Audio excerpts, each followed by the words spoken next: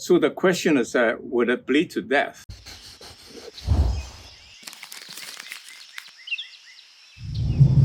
Hi, I'm miltonchang of Bonsaiheirloom. So before I go into the Q&A, I want to show you the tree behind, which is my, I would say, 5-year project to turn probably a 30, 40 feet tall Chinese hackberry into a bonsai-shaped tree. And so far, I've gone about 4 years now, and you can see it's beginning to take shape. Eventually, it will be a giant bonsai landscaping tree, which I think you can take on as a project. And that's one side benefit of having bonsai as a hobby, because it will help you learn how to prune trees in your garden to make them look pretty. Let me just jump into the Q&A.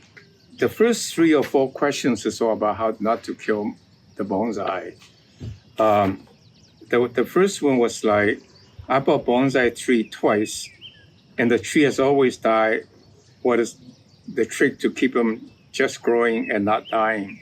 Well, the problem with buying bonsai is that oftentimes it is being sold by people who are just selling you bonsai in the sense of trying to make money without really understanding bonsai. So what they would typically do, in the sense of more like, I think of street vendors, quote unquote, what they would do is they would take a nursery grown pot. Let's say they take a juniper in a 1-gallon can and they pull it out and cut back to some weird shape to emulate people's idea of what a weird looking bonsai is, and then cut back the roots to fit into the pot, and then they quickly sell it for a quick turnaround.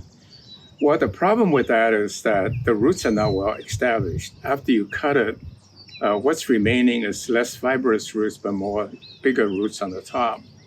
And so the tree really is lack of water in the bonsai pot.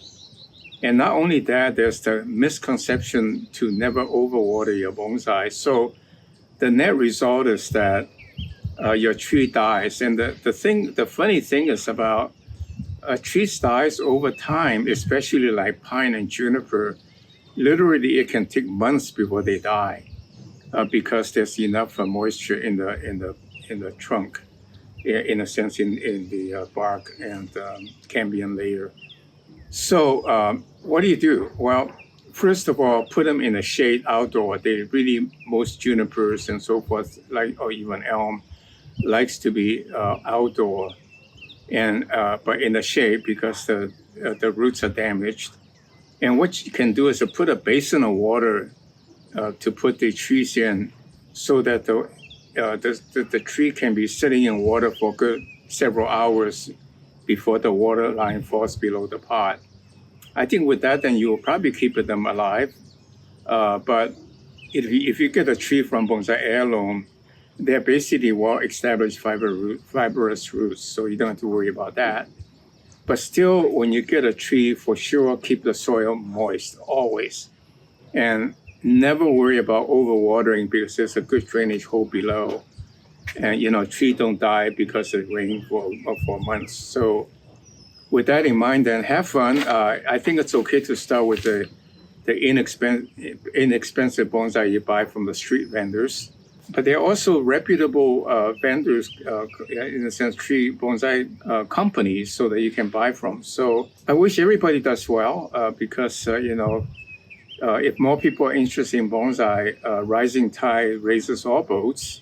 We will all have our fair share. So with that in mind, then go for it. And then this one has a blue carpet juniper. I already killed one within 1 week with too harsh a root pruning. Again, same issue. If you prune it too much, you have to remove much of the branches or much of the green. So for example, if you buy a Japanese maple and you prune the roots severely and you don't prune the branch cut off enough branches, you put it in the ground or put it in a pot. And what happens, you will notice that the leaves would really turn brown, wilt very quickly and eventually drop off. And that's in fact nature's way to save the tree. And in fact, then water will absorb and the hidden buds will start to emerge as they have enough water, and then eventually come to life again. So, trees are not hard to keep alive so long as you have a little bit of knowledge about how it works. That brings up a very interesting question about maple trees bleeding to death. And the idea is that when you cut the tender growth of a maple tree in the springtime, as you know, we collect sap from the sugar maple to make syrup. They bleed a lot, quote unquote, bleed a lot, in a sense, a lot of liquid comes out where you cut. So the question is that, would it bleed to death? And the answer is, I don't think so. But anyway, I've been thinking about it. The answer is no, it will not. And the reason is the following. When we bleed to death because we have blood in our body. And whereas in a tree, it really doesn't store much of a liquid, but rather it continues to absorb moisture or the water from the soil by the fibrous roots. Therefore, what bled out is what is absorbed by the fibrous roots. It's not like bled the entire tree to dryness. On the other hand, that's how trees grow. The sap goes into the trunk, pushes the growth and pushes the bud, and they shoot out very quickly. And I will show you today in today's video, oak tree that we cut up, maybe really a couple months ago or less, and it's just full of branch. That's how quickly they grow. And why do you put the small maple you did, put it back in the pots immediately instead of a bonsai pot? And I'm planning to basically put some nursery stock, cut it up and put it into bonsai pots. Well, for the reasons I just gave about, cutting off too much roots and dying to fit a small pot. So in a growing pot tend to be a little bit bigger. And the second reason is that, in fact, bonsai pots are by very nature very small amount of volume. So it's a lot easier to grow them in a nursery pot, first of all. And then it's got a lot more soil to supply the nutrient and the water to make the tree grow faster. And so I usually keep them, the sequence I do is I put it by sapling, I put it in the ground to fatten, then I cut it back to let it grow to shape roughly, and then I dig it up to put it in bonsai pots. In nursery growing pots, because then the fibrous roots will grow.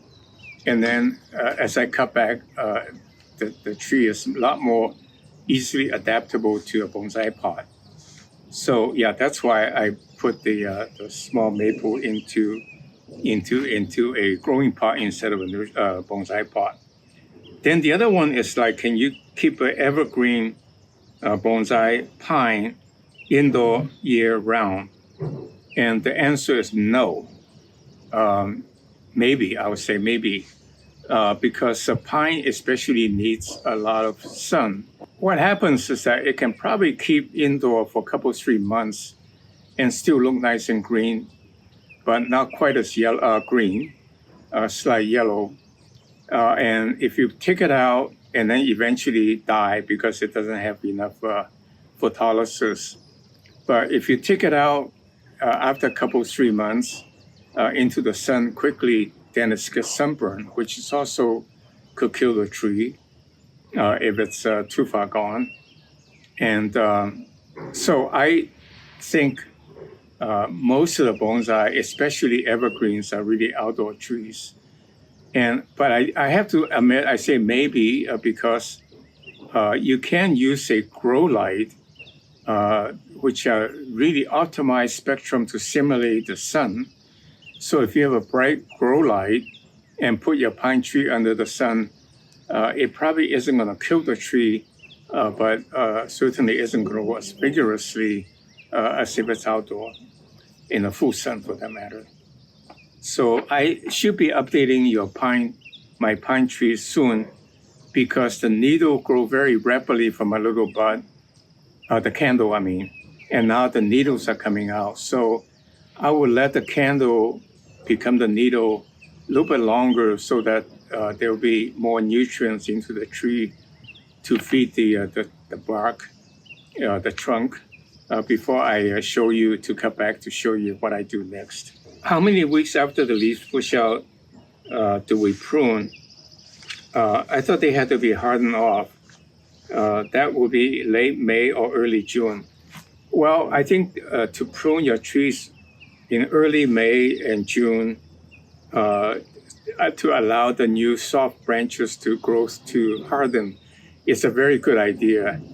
And I apologize for doing that, cutting the soft growth too soon, because I need to demonstrate how I prune a deciduous tree, because summertime, then if I don't, then the only kind of a tree I can do will be like juniper and all that, to kind of start from, to cut back to shape into bonsai.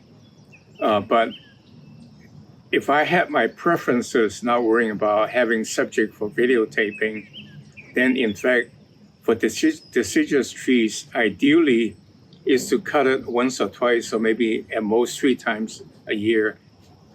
First flush of growth is usually from March to May or June. And so that's the June will be the latest that you can cut that's semi-hardened. And if you still cannot see the trunk, you can actually pull off the leaves so that you can see where you're going. And then 3 months or so, let's say September, before the last flush of growth, you cut it again because, and again, you may have to pull the leaves off. And then you do it anytime between November or October to all the way to the next spring. So you can do it anytime, but it's better for the tree healthier to grow a little bit to semi-harden the wood. What type of auctions are available to buy trees like your Japanese maple? Well, again, that one is the Oakland Lake Merritt Bonsai Museum annual auction in around October. You may want to check the web for this year's auction. Generally, there's about 100 plus minus trees that are decent. Recently, a person that are very active in the bonsai community took classes from Japan and then started to train people, professional nursery, tree pruner to shape trees.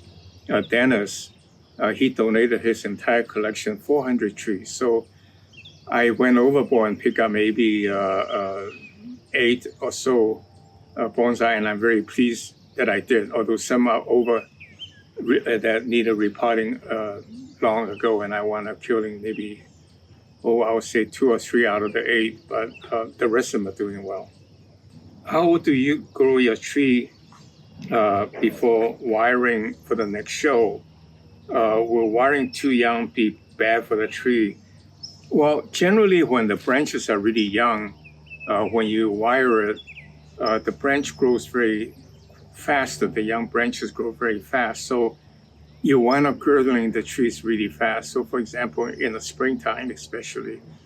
But I don't think that's really matter too much.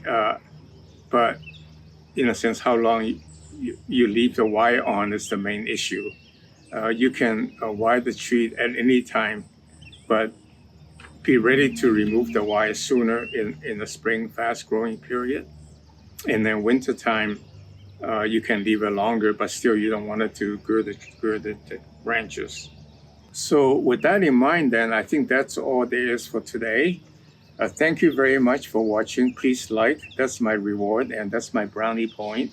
And subscribe to our channel so we can notify you of any new posting. Okay, thank you very much. See you next week.